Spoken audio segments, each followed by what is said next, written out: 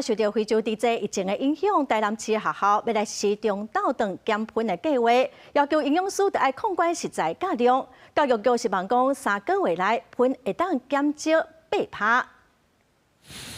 刮拍开红烧猪脚排香味香公公，边仔已经煮好的糙米，这是台南市复兴国中学生囡仔的中昼堂，因拢总准备3250个师生的量。不过，受到非洲地震的疫情影响，喷已经袂使用来饲猪。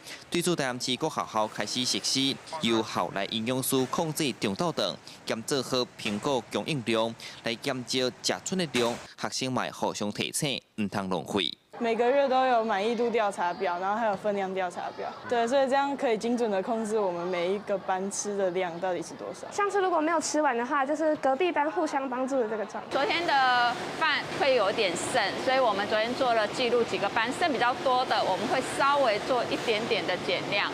台南国中小学生有13万5千人。 逐工伫学校食到，按算一工喷的量平均有9吨，差不多是2只亚洲球的重量。配合中央政策，台南市教育局带头来实施，按算目标3个月内要达到学校中昼堂通减少8趴喷的量。教育局嘛讲，逐礼拜安排督学去学校访视辅导，冒请学校实际掌握食剩的饭菜数据，随时做调整。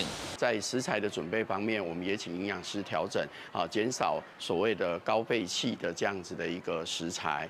备餐的部分，我们其实有一个精准备餐的机制。那目前在学校的相关剩食处理，我们都是配合环保局的一个指导规范，那统一交由清洁队或合格厂商来统一再运到指定地点做一个处理。希望营养师能够发挥巧思，设计营养均衡又有特色的菜单。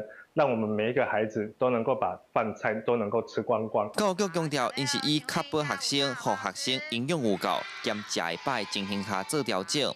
台南的学校除了积极落实喷减量的措施，嘛利用中昼时间推动小食教育，和学生了解食物的珍贵，养成卖浪费的好惯势。记者从台南采访报道。